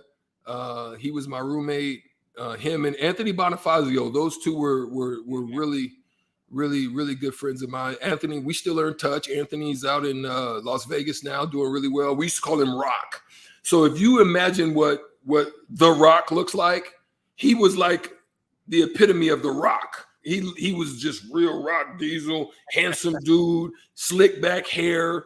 We called him. And then Eddie was just, we was just like room dog. We was good people. So yeah, those two, Eddie Christian and shout out to them. If y'all listening, shout out to y'all. I love y'all, man, dearly. Beatrice says, shout out to Mazda 626. My favorite car I had to drive. Felt like a souped up go-kart. So people have had fun with that before. Manual too. Manual. Oh yeah. Getting it. Yeah, man. I only know how to drive an automatic, so I wouldn't be able to help out there. How about this one? Always look forward to Eric Strickland's basketball camp growing up. I still have my signed basketball from everyone at camp, so good shout out there. Another question: Do you collect any of your own basketball cards? I do. You do? Hold that. I'm gonna show you.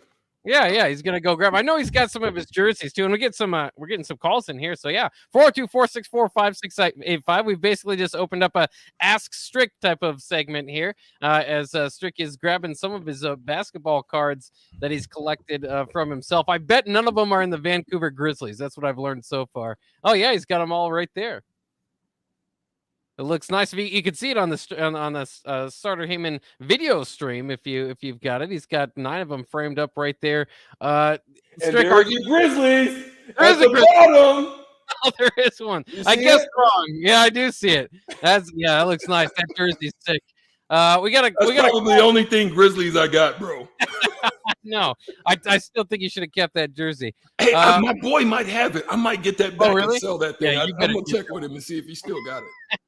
And sell it. You don't want to hang it up on the wall with the other one? No, I want to sell it. It's probably worth more. I called up my guys up in Vancouver. One of my boys, he owns a sports memorabilia shop. I'll sell it to him. Oh, he's from Vancouver too. He'll want it. Oh, there you go. Let's go to Sterling on the Honda of Lincoln hotline, 402-464-5685. Sterling, what you got for Strick? Hey, guys. Thanks for taking my call. Strick, listen to these 90s memories. It kind of took me back. I graduated in 96 from high school, and I remember you came to Utica to Centennial High School, too. We had like a little youth basketball deal, and you came out to that and was super with the kids. And I remember after you left, me and my buddies that were in high school were like, that dude was huge. Like, we couldn't believe how big of a dude you were.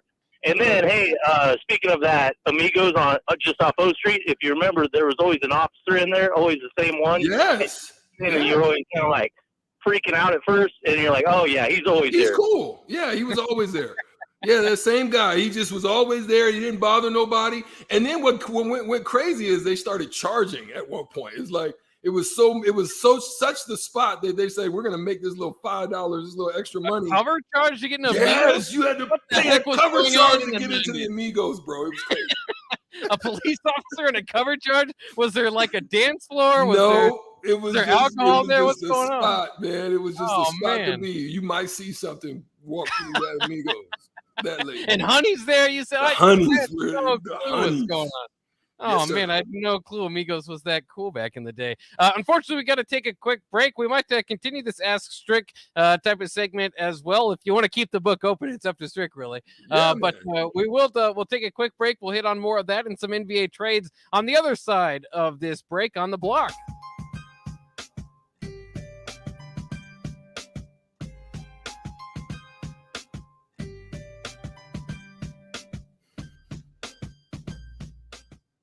You spend more time in your garage than outdoors in the wintertime. Isn't it time to get it organized? Call Travis at Classic Garage Solutions for his variety of organization packages. Turn your garage from a cluttered mess to a clean, organized space that'll be the envy of the neighborhood and something you can be proud of. You don't need to bring the same clutter from last year into the new year. Travis has storage options for cabinets, monkey bar shelving, or slat wall, and more. Call Classic Garage Solutions today at 402-730-1638. In every office, there's two types of people. There are those who bring in bagels and those who eat the bagels that someone else brought in. Everybody likes the first person. Be that first person. Weekday mornings at 7:30, you have a chance to win a business box of bagels from Bagels and Joe. All you have to do is shut up, Sipple. 2 questions for you, 2 for Sip. Win and the bagels are yours. Lose, well, you don't want to lose. You lost Monday, you lost Wednesday, you're a loser. Shut up, Sipple. Weekday mornings at 7:30, brought to you by Bagels and Joe. Tune in to the Teammates Mentoring Hour each Wednesday from 6 to 7 p.m. on 93.7 The Ticket. Hear stories from the program started by Tom and Nancy Osborne and how it's changed mentors and mentees' lives and how you can be involved. The Teammates Mentoring Hour, Wednesday nights from 6 to 7 o'clock on 93.7 The Ticket and theticketfm.com. You hear that? That's the sound of extremely tender and delicious beef from Certified Piedmontese. Prime grade tenderness with a fraction of the fat and calories of normal beef. It's Nebraska-raised product and the official beef of Nebraska Athletics. Change the way you buy beef today at the Mercado by Certified Piedmontese, just north of 84th and Havelock, or at cpmercado.com. Old School with DP and J. I learned this about the difference between the college game and the NFL. Every play is designed offensively and defensively for one guy to make a mistake, whether it's being out of your gap, forgetting the blitz, forgetting a check on offense, forgetting the snap count. In college, it might be explosive play, 15 yards, whatever you deem as explosive play.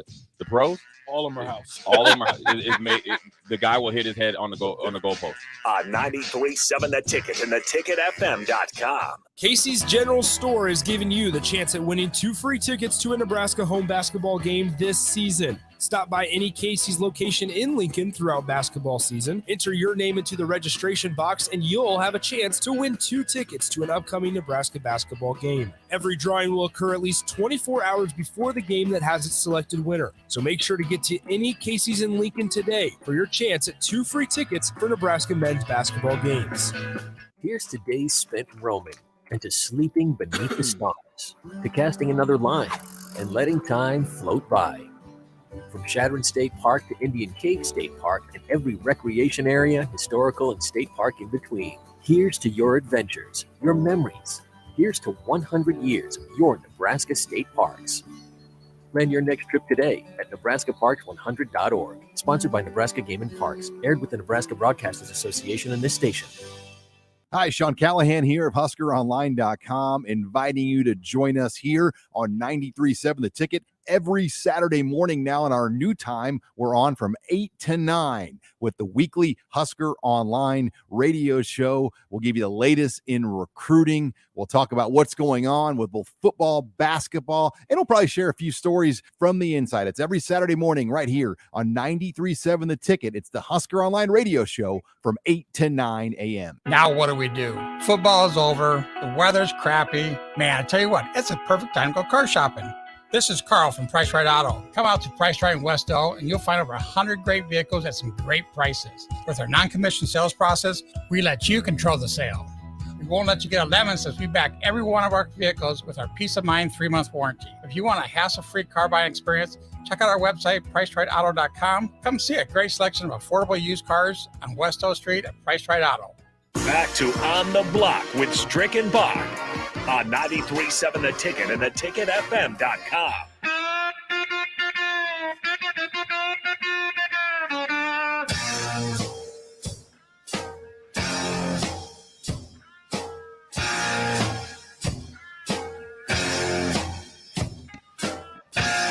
We're back on the block. We're back on the block. Thank you for joining us here today on the block with Strick and Bach. I'm E. Strick, and that is my partner, Jay Bakoven. We welcome you to 93.7 The Ticket, theticketfm.com. And we're at the 525 segment. We're maybe a little later. We had a little conversation, so to speak, and gave a little open book session right here on the block. You never know what you're gonna get when you get here, but it's been a great day, Bach. What do you think, man? Yeah, I like it. I started throwing a block party right there. Everybody come back, flooding the memories. I liked it. I learned a little bit. I didn't know Amigos was the place to be. Post bar situation in the 90s. That shut down by the time I started frequenting O Street, I suppose. But right. Sometimes, similar. Not similar to your situation, but just there's different eras that you wish you were kind of part of, and I was glad to at least kind of be around and be alive and knowing of what's kind of going on in the mid 90s there for basketball and football's sake for the University of Nebraska. But I was like 6 or 7, so I just I didn't go to the bars too much. Well, listen, the block was hot back in our day, right? Because I mean, we had some success. So the basketball team was successful. The volleyball team was getting it done. The football team was rolling. Baseball was kind of, they were kind of percolating a little bit. But I got going. The campus was hot, bro. And then the track was like indoor track was like slamming. They were winning national championships and stuff, or winning all kinds of championships and stuff like that. So the campus was popping back in the 90s. It was a great time. And let me just say, it looks better now. Yeah, but it was popping back then. Oh, it was popping back then. And then I had this week. So here's another crazy thing, right? So I think Jamar Johnson first popped out there, right? So then I was like kind of looking. We was out West O. As far as you can go out West O, it's probably more stuff out there now, but it was like toward the edge. There was a nice little apartment complex. Jamar kind of popped out there, and then all of a sudden I'm like, it's kind of nice. Let me get out here and see what it looked like. Had a garage. I had my own little garage, nice big rooms, nice little apartment. Low key, was in the cut. Yeah, I'm gonna get out here. Let me get out here. Me and Jamar out there. Next thing you know, the whole squad. It's like everybody found out what was going on out there on O Street. Yeah. Next thing you know, Mikey Moore moving out there, Badge moving out there. It's like, God damn, bro. I'm trying to get away from y'all, man. Y'all all out here. Yeah. So yeah, it was funny. It was a fun time, bro. That's like having your work partners show up and start living in the apartment building around you. You need some space from your teammates sometimes, don't you? Oh man, yeah, it was crazy. We just it became the new dorms out there, man. West O, it was in the cut, but it was cool. It was a cool little spot to be, man. It was fun back then. So a lot of people on the text line too mentioning Sheriff Woody was the name of the sheriff that was at the Amigos for a while. But we have a few more questions for you here. Gus asked your best high school hoops player: Mike McGee, Ron Kellogg, or yourself? Wow, definitely. I'm not going to say myself, but or you can go with someone else. Mike McGee was a beast, though, bro. Like Mike McGee, he was like, if I can make an NBA rep, he was like. I want to say he was like the Chocolate Thunder. You know what I mean? He was like that. He was just a beast. He was like Moses Malone and the Thunder of Dunk, and he just did all kinds of things, man. Mike McGee was tough, bro. Kellogg was a beast too. I mean, those two were great legends, man. There's a lot of legends that have come through Omaha and have done some great things in their lives and careers. Some of them we got a chance to play against a few of them because one thing that was popping back in the day was the Idleman League. I mean, the Idleman League, you would see some of the old vets, they come in there and you was a young buck, but they were trying to bust you. They was trying to give you that work. So it was good, the Idleman League back in the day. I don't know if they have it still, but back in the day, up there at Creighton, there used to be some scraps, definitely. Yeah, and obviously McGee and Kellogg, for what it's worth, left the state. What was there? I mean, what was kind of the idea for you to stay at Nebraska as opposed to some of those other scholarship offers? What ultimately kept you here in going to Lincoln? Well, you got to remember at that time, Nebraska they were like 21-6 or 7 or something like that before they lost their last game. They were ranked in the top 10 in the country. So I'm looking at that closely and I'm like, dude, that would be cool. And then I would go down and hang out with Badge. Like me and Badge was close. I mean, when he was here at home, I'd stay at his house at times, and his mom was like my mom. And and I would go down and visit him, and he had his own place at the dorm. One of his roommates kind of was living with his girlfriend, so I'd just go and hang out with him.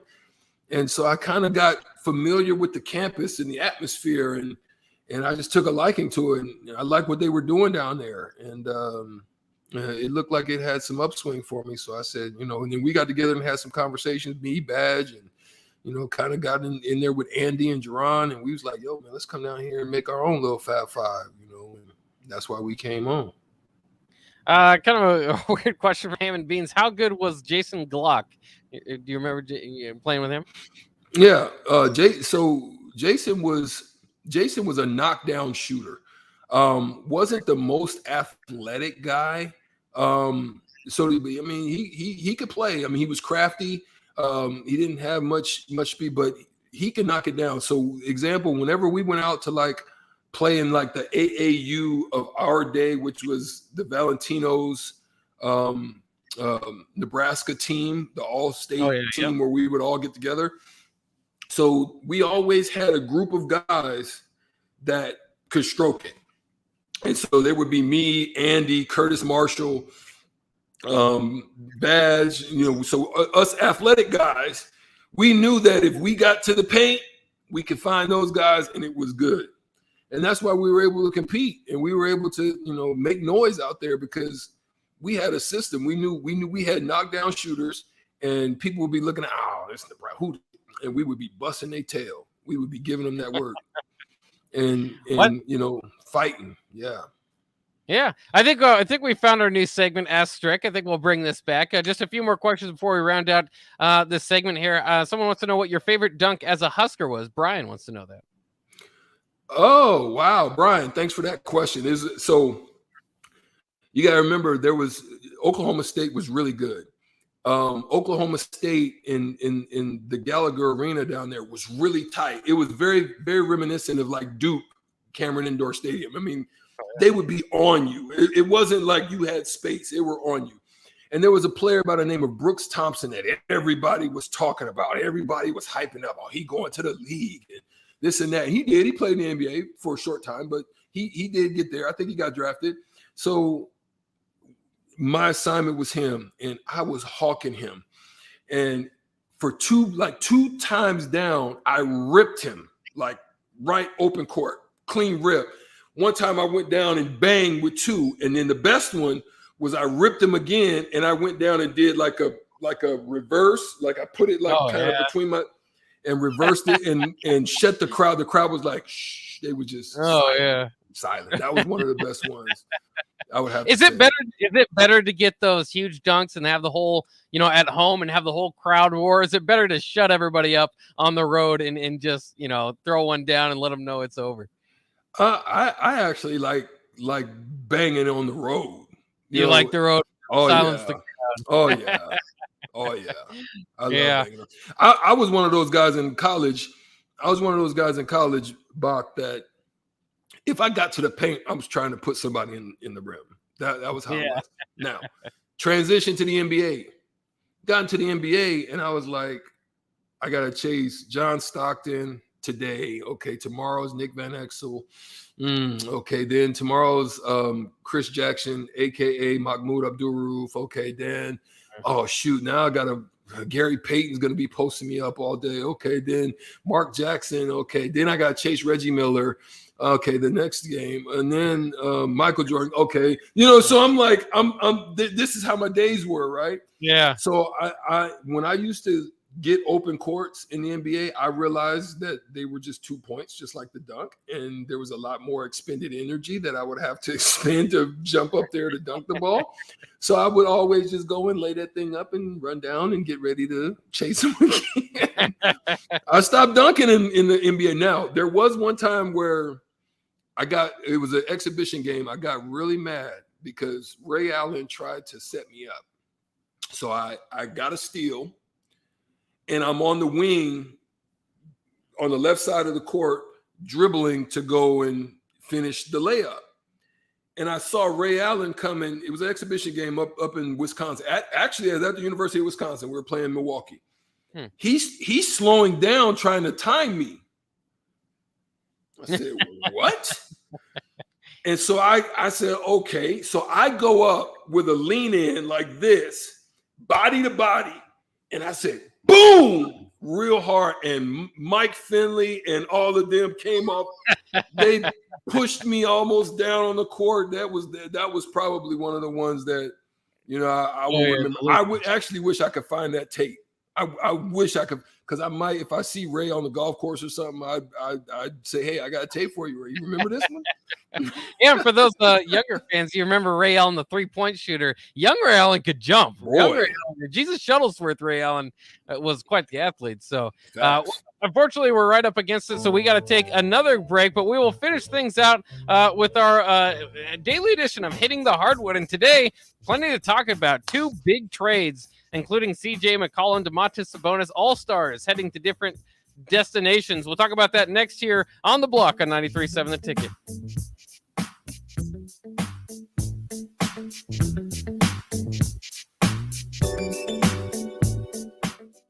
Now what do we do? Football is over. The weather's crappy. Man, I tell you what, it's a perfect time to go car shopping. This is Carl from Price Right Auto. Come out to Price Right in West Elk and you'll find over 100 great vehicles at some great prices. With our non-commissioned sales process, we let you control the sale. We won't let you get a lemon since we back every one of our vehicles with our peace of mind 3-month warranty. If you want a hassle-free car buying experience, check out our website, PriceRightAuto.com. Come see a great selection of affordable used cars on West Elk Street at Price Right Auto. Old School with DP and J. And I learned this about the difference between the college game and the NFL. Every play is designed offensively and defensively for one guy to make a mistake, whether it's being out of your gap, forgetting the blitz, forgetting a check on offense, forgetting the snap count. In college, it might be explosive play, 15 yards, whatever you deem as explosive play. The pros, all of them are house. All of them are. The guy will hit his head on the goalpost.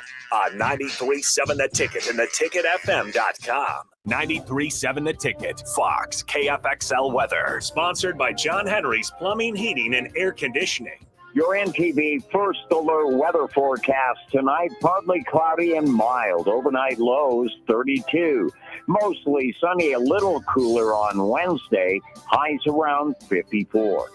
I'm NTV Chief Forecaster Kent Boughton for 93.7 The Ticket and theticketfm.com.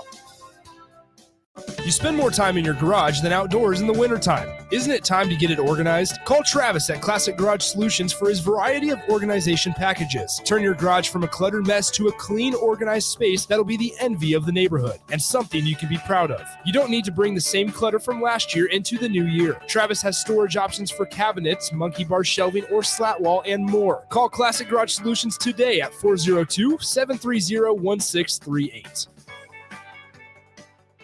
Have you been told your furnace has a cracked heat exchanger? Before you spend money needlessly, call Bryant for a free second opinion. Bryant Air Conditioning, Heating, Electrical, and Plumbing, 467-1111. Hi, Sean Callahan here for Koppel Chevrolet GMC. And things have obviously been pretty challenging lately with new vehicles, with all the microchip and supply chain issues, but things continue to loosen up as Koppel gets more and more new vehicles in each and every week. We've had many customers also custom order their vehicles. So if you don't see what you want in our current inventory, we can put an order in to get exactly what you want. So go online, reserve your new vehicle at koppelcars.com. You'll be glad you did. If you want to make new floor shopping easier, come to Oak Street Carpet. Hi, I'm Steve Carper. Our flooring professionals can help you choose the best flooring for you, your family, and your budget. We eliminate the confusion.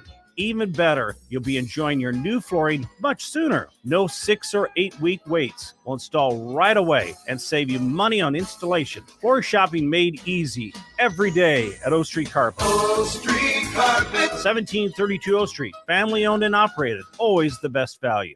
You want to feel important. You want to be a part of something bigger, something that matters and can help change things. You want to feel like you belong. We know. We felt that way too. And that's why we did something about it. We aren't just Army National Guard soldiers. We are normal people just like you. And together, we can make a difference. Take on your legacy. Visit NationalGuard.com to find out more. Sponsored by the Nebraska Army National Guard. Aired by the Nebraska Broadcasters Association at this station. Here's to days spent roaming and to sleeping beneath the stars, to casting another line and letting time float by. From Shadron State Park to Indian Cave State Park and every recreation area, historical, and state park in between. Here's to your adventures, your memories. Here's to 100 years of your Nebraska state parks. Plan your next trip today at nebraskaparks100.org. Sponsored by Nebraska Game and Parks. Aired with the Nebraska Broadcasters Association and this station. You hear that? That's the sound of extremely tender and delicious beef from Certified Piedmontese. Prime grade tenderness with a fraction of the fat and calories of normal beef. It's Nebraska-raised product and the official beef of Nebraska Athletics. Change the way you buy beef today at the Mercado by Certified Piedmontese, just north of 84th and Havelock, or at cpmercado.com. Back to On the Block with Strick and Bach on 93.7 The Ticket and theticketfm.com.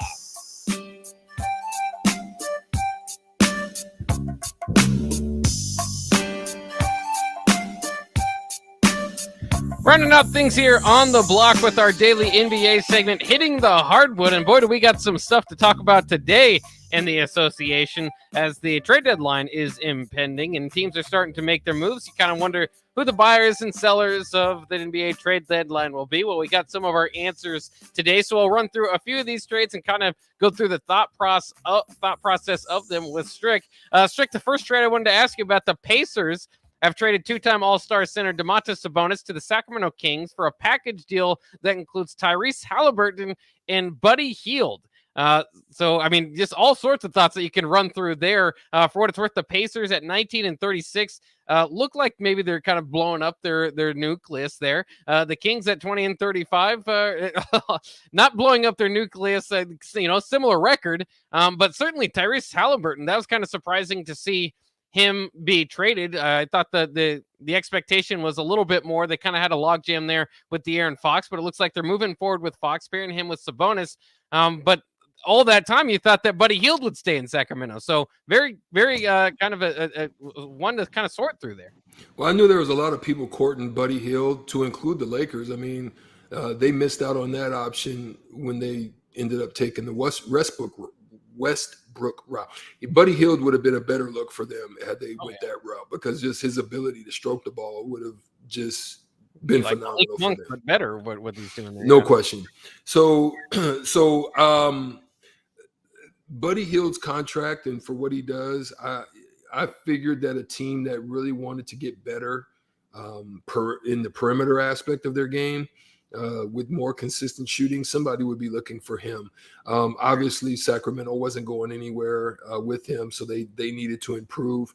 Obviously, with the DeMarcus Cousins situation, when that didn't work out, they just really didn't have but they needed out there. They needed somebody with that type of versatility, and to pick up Sabonis with his versatility. Boy, I wish you could have seen his dad play. His dad was phenomenal, and he's starting to come along in that manner. It took him a little bit longer, but he's starting to come along and be able to do a lot of the stuff. He's got great versatility, great footwork. He can, stroke it. So he does a lot of things that causes a problem. It was just tough to have him with the style of the play right now, to have him and Miles Turner both there. It just wasn't enough room on the inside for both of them. Yeah, and then another big move today, the New Orleans Pelicans traded for C.J. McCollum. So the Portland Trailblazers finally breaking up that backcourt duo that they have in exchange for Josh Hart. Nickeil Alexander-Walker might be a pretty good protected first rounder. But more than anything, it looks like Portland's kind of blowing up what they've been doing. They just traded Norman Powell, if you saw the other day, to the Clippers. So they might be kind of throwing the towel in. They're 21 and 33. And so it's fascinating, first of all, that McCollum is be paired out there with Zion when he gets healthy and Brandon Ingram. So maybe it means something for the Pelicans, but for the Trailblazers, it's kind of sad because it's the end of an era out there for them. And obviously they're just, I don't think they got back, everything that you would want for CJ McCollum at the end of the day. Kind of what are your thoughts going over that trade? It's another kind of fascinating thing where they have similar records, right? Pelicans 21 and 32 and the Trailblazers 21 and 33. Pelicans are making the push with that record, where the Trailblazers are kind of doing the sell, and maybe that means eventually Damian Lillard will be on the market. Yeah, I think that's kind of where they're trying to go.